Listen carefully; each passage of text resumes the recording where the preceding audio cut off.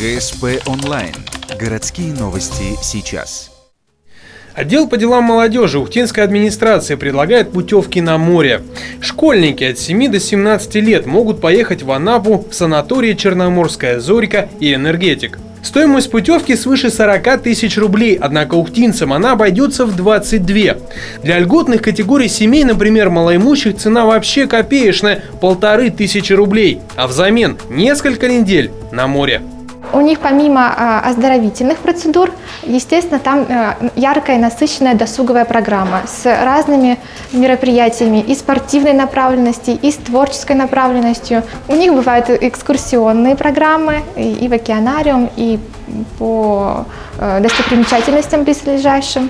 Зависит от детского лагеря. Дата заезда для льготных категорий с 12 сентября по 2 октября, для других детей с 23 августа по 12 сентября. При этом документы необходимо представить в отдел по делам молодежи до 17 августа. С собой нужно взять свидетельство о рождении ребенка или паспорт, документы родителя, а для льготников документы о статусе.